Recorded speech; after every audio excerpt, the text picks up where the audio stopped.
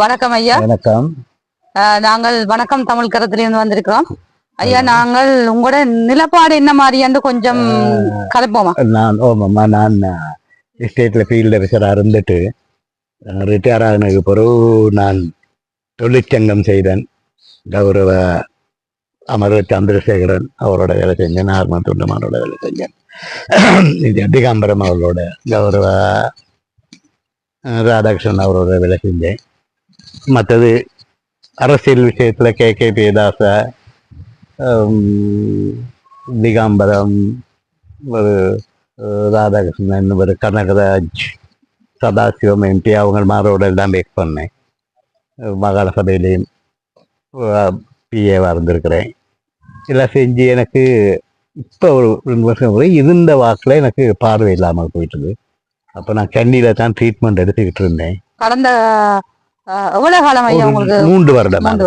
அப்போ நான் ட்ரீட்மெண்ட் எடுத்துக்கிட்டு இருக்கையில் அந்த தொடர்ந்து ட்ரீட்மெண்ட் எடுக்கிறதுக்கு எனக்கு உதவி இல்லாமல் போயிடுச்சு. திருப்பி நான் இந்த மனைவி இந்த குடும்பத்தோடு அவங்களோட உதவி எடுத்து, அவங்க ரெட்பானாவில் இருக்கிறாங்க, அவங்களோட வந்து உதவி எடுக்கலான்னு சொல்லி வந்திருந்தேன்.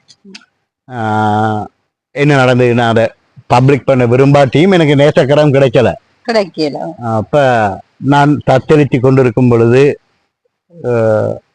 இந்த மனைவி இந்த தம்பி மகன் சேகரன் தான் அவர் இந்த இங்கே ராஜ்குமார் இருக்கார், அவரோட மனைவிட்ட கதைச்சி இந்த வீட்டை எனக்கு வேண்டி தந்தார். அவங்க வாடகை ஒன்று வாங்குறது இல்லை, தண்ணி பில்லு லைட் பில்லு நான் கட்டுறோம். அப்படி இருக்கையில் எங்களுக்கு இந்த ஏவிஎம்னு சொல்லி ஒரு ஃப்ரெண்ட்ஸ் ஹவுஸில் மகளுக்கு வேலை கிடைச்சி ஒரு 20,000 சம்பளம் கிடைக்குது. அதில் தான் நாங்கள் வாழ்ந்தோம் அந்த நேரத்தில். அதாவது இப்போது உங்களோட இருக்கிறது உங்களோட மகள் மனைவி நான் 3 பேர் தான். அப்படி கஷ்டப்பட்டு கொண்டு இருக்கும் பொழுது இறை தூதனாக திரு சசி அவர்கள் வந்து என்னை பார்த்தாரு. பார்த்த உடனே எனக்கு ஒரு கொஞ்சம் பொருள் உதவியை கொடுத்துட்டு திருப்பி போய் எனக்கு உணவு பொதிகள் எல்லாம் கொண்டு தூக்கிட்டு என்னைய இன்று வரை பார்த்து கொண்டிருக்கிறதோட என்னைய வந்து பார்க்குறாரு, என்னை சுகதுக்கங்களை விசாரிக்கிறார், பார்க்குறார். எனக்கு இப்போ இந்த வீடு கொடுத்தவங்களுக்கும் அவங்களுக்கு வீடு ஏதோ பிரச்சனை, வீடு தேவை என்று சொன்ன உடனே அவர் உடனே எனக்கு ஒரு வீடை போய் பார்த்து இந்த மகளெல்லாம் போய் இந்த வீடு துப்புரவு பண்ணிட்டாங்கனால நாங்கள் போகிறோம். இன்றைய கால சூழ்நிலையில் இந்த கிடைக்கிற இந்த சின்ன வருமானத்தில் எனக்கு வைத்திய செலவு, என் மனைவியின் வைத்திய செலவையும் செய்து கொண்டு இந்த சாப்பிடணும்.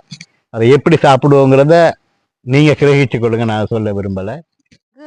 என்ன மாதிரியான உதவி தேவைன்னு நீங்க நினைக்கிறீங்க? அதாவது இப்ப தமிழ்களம் ஊடாக நாங்கள் ஏதாவது ஒரு உதவி செய்யணும்னா அது உங்களுக்கு என்ன விதமான உதவி உங்களுக்கு தேவை? உங்க மகளுக்கு கண்டாலும் சரி, உங்களுக்கு கண்டாலும் சரி, உங்களோட குடும்ப நிலவரம் படி உங்களுக்கு தேவையான உதவி என்ன? மருந்து உதவியா இல்லாட்டி? அப்ப நாங்க போறது என்றால் இனி மருந்து உதவிகள் தேவை, உணவு சாப்பாட்டுக்கு பிரச்சனை. இப்ப எனக்கு இருப்பிட பிரச்சனை, அவர் சசி பொறுப்பெடுத்துட்டாரு, எனக்கு ஏதோ செஞ்சுட்டாரேன்ட்டு. தற்சமயம் எங்களுக்கு இந்த மாதாந்தத்தை நடத்தி கொள்றதுக்கு இருக்கிறதே ஒரு பெரிய விஷயமா இருக்கும். இந்த கால சூழ்நிலை